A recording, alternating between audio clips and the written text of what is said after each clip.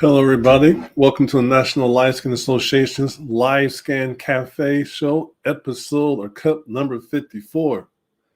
Get your drink on. I can't believe. Wait, hold on for a second. I need this. I can't believe it's the 54th episode.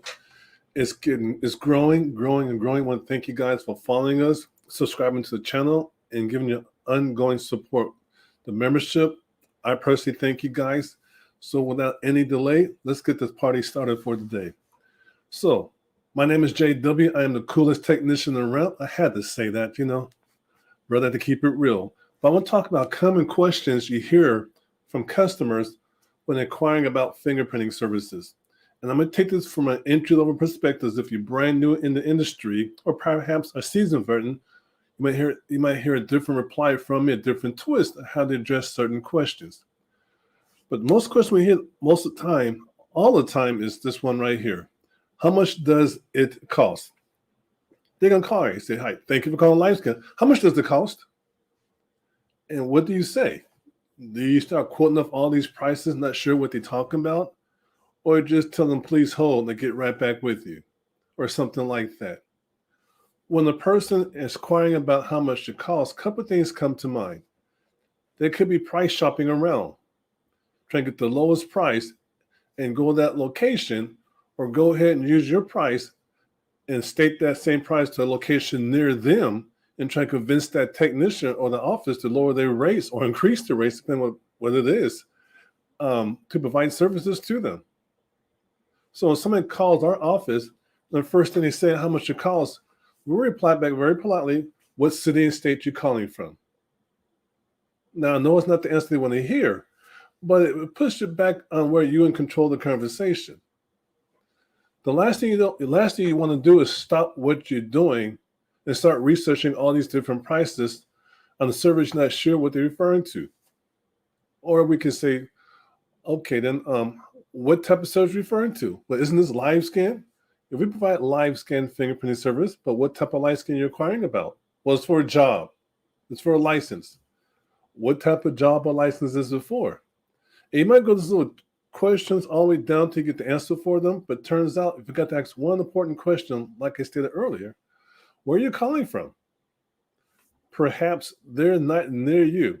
Well, I'm in Hollywood, and you're thinking Los Angeles. They may be in Florida. There's more than one type of Hollywood. There's more than one city out there called Florida, also for Las Vegas too. So be very specific up front and try to see where they're calling from to see if you can service them. Well, I know I'm not near you. I just want a price. I understand that you might want to call a place near you for better services there. And then they might be kind of going back. Well, I got one more question. You have to decide at that point, are you going to engage with this conversation and stay busy? Or are you going to be productive in the conversation? And I'm just keeping it real. When we first got started fingerprinting ourselves, way back in the days, we were trying to help everybody out who called us, despite we got paid or not, and we came out to be something like the 411 service. And we're not here to give away free information for everybody who calls us up and don't get compensated for it. It's not a good business practice in some cases. So you need to decide when people call you up, and the first thing is saying, how much does it cost? Is what you're going to say. I'm not going to say create some type of script, but have a plan put together on what you're going to say. Can you look at the call ID, see where they're calling from? Can you see what type of businesses it is? They may be in San Francisco, but you might be in San Diego. And they might be calling, say, I'm in San Francisco, but I have 50 employees standing near you in San Diego that needs fingerprinting for such and such and such. So always find out if they might be in a different location. Is there somebody near you they're trying to get service for? Or you might be thinking fingerprinting, or they might say LiveScan, but they really want ink card fingerprinting. So when you get that question, how much does it cost? Do a little homework. Find out what it is. Can you service them? And if they're not near you, can somehow you build a relationship with them where they can send you referrals, or perhaps their team might expand out to your location next month? You just don't know. So just to summarize this particular question, how much does it cost? Tell them the truth. I'm not really sure. right now because there's different types of fingerprinting services. If they're referring to fingerprinting services, or find out where they're calling from and if you can service them or not. Next question, because this one here is a whole big subject by itself, but I want you guys just to think about that when they call you up and they say, how much does it cost? What you're going to say, what you're going to do. I got a lot more tricks up the sleeves, but I think that's get you guys start thinking about what you'd be saying when they call you for that same question, how much does it cost?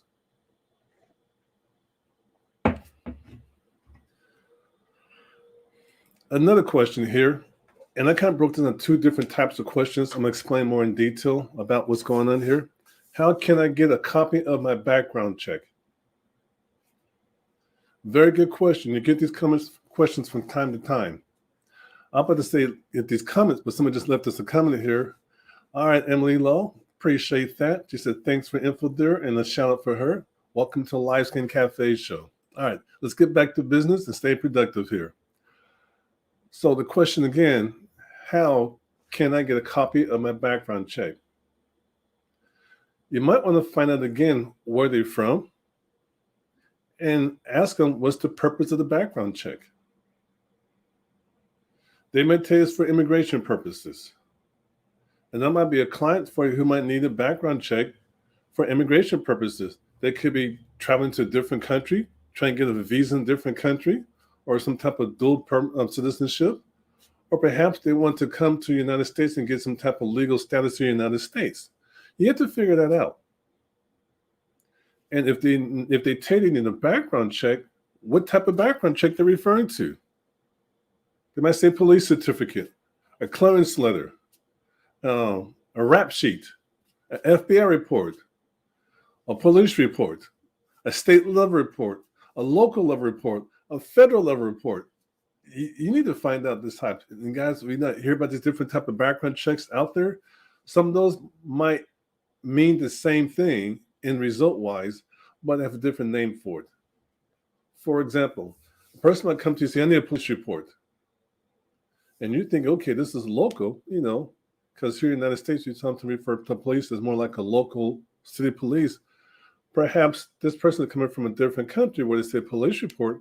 In their country, that's the whole nation, whole country for a police report. In our case, it might be something like the FBI report. So dig into it a little bit deeper and find out what type that they need. If you don't know what types exist out there, we recommend you take some of our training programs we have to go more in detail about different programs you can offer your clients regarding a background check. It's not just a simple live scan on a regular basis for your particular state. It's a bigger picture out there. It really is. So please do due diligence, join the association, of course, and go ahead and enhance your skill set and take your business to the next level. Now, what if they tell you, I need a background check because I'm gonna take it to my employer. Okay, then where's the employer located at? Is this an employer in the state they reside in? Or this is an employer to get a job in a different country? Or this is an employer for a different state? Some employers may not be authorized in your particular state to require a state level background check. They might not be allowed to do that. So they're going to tell them, go get a live scan done, and they're not sure what it is, but maybe they're not approved so far from their government agency for the state to have an ORI number to do a background check where they get the results from a state level. For example, a person might come to you and they're going to be a nanny, a babysitter at somebody's house. And they're going to tell them, go get a live scan done. And they thinking they're going to any live scan place to get a live scan done, and they think they could take it with them. There's certain restrictions, and I'm not a lawyer here on this one here, but please check with your state government agency over background checks for live scans and see what they say. But what if they come to you and say, I need a live scan done, I want a personal record review, for example, in California, to give it to my employer because I'm start cutting grass over there. I'm start cutting grass at my neighbor's house every day. This person might be 18, 19 years old. Is a personal record review allowed to be used for a job or licensing in California, for example? Or is it just for personal use? Or perhaps the person, once you get a personal record review, and they might need a different type of live scan, not realizing they might be approved. Say it's a daycare center. They have their own ORI numbers, their own codes approved by the states to get background checks on their team. That's not called a record review, not a personal record review. So there's just so much out there when people ask, can I get a copy of a background check? Or perhaps they're referring to, they could get a copy. In most cases, it could be like a personal background check for their personal use through most states. It might be done through a name check. It might be done through fingerprint submissions. All depends on the state agency if the person wants their own personal background check. Or they might try to get their own personal background check at an FBI level or federal level. Just need to inquire and find out why, and then share their services with them. It's an upsell. So please, you don't do it now. Learn about it and offer the services to your customers. It's a benefit for the community. How do I get the results sent to me? Now, it's the same type of question in a way, but really, they might be talking about, I got my LiveScan done for this other job. Now, I got a different job. I want a copy of the results sent to me. Or I got my LiveScan done at job XYZ. They have the results. I didn't get the job. So I want to see what's in my background check. Can you send them the results? You cannot send them results. There are some cases where they may inquire with the requested agency to get a copy of the results, but most of the time they're not obligated to do that. The person is not allowed in most cases to take one background check results from one company, says for a certain school district, and use the same background check results to a different school district. But if it's the same school district, in most cases, they may allow that corporate office to share the results for a person to work at a different school within the same school district, where they may not be required to do it in a background check because within the same school district. But this will vary based on the agencies they're working with in local and state guidelines regarding LiveScan requirements for certain organizations like school districts. Or perhaps might be like a daycare center, a person working at one daycare center in a certain county leaves that job and apply for a different daycare center in the same county. Do they have to do the background check? Yes, no, it all depends. It all depends. So there's no yes, no answer for everything. Perhaps they're able to transfer over to a new facility, but it might take some time. And the new employer might not wait that long and ask that they do another brand new LiveScan to get the new results faster versus wait for the paperwork they go push through. So there's always yes and no answers, I should say, for situations like that. Now, if you folks like what you hear, like what you see, or have some questions, share your thoughts and comments below and let us know what you'd like to hear. Let us know what you'd like to hear about for upcoming sessions. We review them all the time. We give people positive feedback or answers they should know about. They might not like the answers, but we will keep it real. And for those out there interested in joining the association or check out one of our communities, this is a brand new community. We had other ones before in the past, but this was a new and approved version of it there. So take a sneak peek by going to LiveScan.Community.com. That's LiveScan.Community.com and poke around. Now, certain things will be blocked out because you're going to be a paying member, but you give a chance to have an idea how the community's like. So go ahead and take a peek. When we upgrade certain processes and services or tools for our members, we like to let people know about what's going on, the latest changes we have in the association. And what we've got right here. Let's continue on. Another question: what do they look for in the background check? And they're going to call you and say, hey, I'm going to get a job, I'm going to get a LiveScan done. What do they look for? Who is they? Is it the government? Is it their employer? Is it the licensing board? You have to let them know you're not really sure because you're not sure who they is to begin with. And for clarifications, I urge you folks to have them contact their requesting agency for clarification regarding what do they look for in the background check, because you don't know what they look for. Now, the government might do a whole or some type of background check, but doesn't mean the findings is going to affect this particular job or license they're going for. A person might be detained or arrested for DUI or driving under influence. In certain jobs, you might not qualify for that, but certain jobs you may qualify despite the DUI you had or the person may have in the past. So tell them the truth. You're not sure, please contact their requesting agency for clarification. Don't get involved with that information there. You might know the answer. However, if they don't get the job, they're going to say that it was your fault for misleading them and that they took this LiveScan background check and you just try and rip them off and get the money from them and they didn't get the job. Now they want, now they have other questions for you. Another question might be, and this is in closing here, can I get a refund? Can I get a refund? What if they got background check done and now they want their money back? Did they get the job and they didn't get the job? Or perhaps the background check was sent in over 30 days ago and is still showing pending. They should contact the requesting agency or contact the agency that governs the LiveScan and go from there. You're not obligated to give them a refund if the background check is still in process.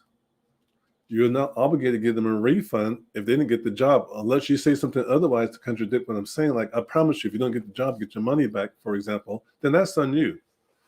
But some folks will go ahead and request a money back for different reasons. Might not be any faults of yourself. So just look into that. And how can you address these questions? What if they have an issue where it's not your fault, but they're going to dispute it with the credit cards? They say, when I took the services, I was not told I couldn't get my money back if I changed my mind. You have to fight that. And some things you might want to look into is have a posted terms and conditions on your website, visible when they schedule, visible with the link or something like that. But a lot of these questions they may have for you could be addressed in some way or form or fashion. They have information posted on your website and you refer them back to the website for more information or guidelines that you do. This will allow you to keep from being busy all day long to answer all these questions where you might even get paid from, but be more productive and get paid by having information you can go to as a source or refer them to a better source as quickly as possible. And sometimes what I do, when I think the conversation might be extended way too long, I give them an answer, I pause for a second, and the next thing I would say is 3 words. Sorry about that. Sorry about that. But I understand, sorry about that. In the conversation, you're wasting time being busy, not productive. Now, some folks might agree with this one here and share your thoughts why. I'd like to hear why. But think about these questions. Think about, is it worth you engaging in all these debates or these conversations with folks? Or do you have an answer to help them serve them quickly as possible, get them off the phone to service somebody else who's coming to your location where you could get paid? Another policy you might have put in place, and this is just a couple of nuggets here, is a COVID-19 policy, procedures and policies. I'm not going to go in detail about that one right there, but you understand what I'm saying, especially this time of age, what's going on across the world. In closing, I want you guys to check out the YouTube channel. Here it is right here. Oh, that's the wrong one, but heck, I'm here right now. For those who want to learn more about the association, go to LiveScan.Chat. It's a free 15-minute call. Doing a recording of this session right here. It's a free 15-minute call. But go to LiveScan.Chat to learn more about the association, questions about fingerprinting, and how to get started. We try to navigate you, give you some basic information, and point you the right way, and see if it gets fit for you. And of course, going back to the initial statement, subscribe to our channel. Let's go to LiveScan.TV, LiveScan.TV, and that will redirect you to our YouTube channel. Until then, there's 4 things I want you guys to think about here, and it's very important to think about this and write these down. Get your pen and paper. Let me know when you're ready. You ready? Number 1, be safe. I'm trying to multitask right here now. Have fun is number 2. Number 3 is my favorite. Get in trouble. But number 4, don't get caught. Thank you, everybody. I'm J.W. Reed with the National LiveScan Association, and I got my big J cup in closing. Have fun. See you in the next session. Bye for now.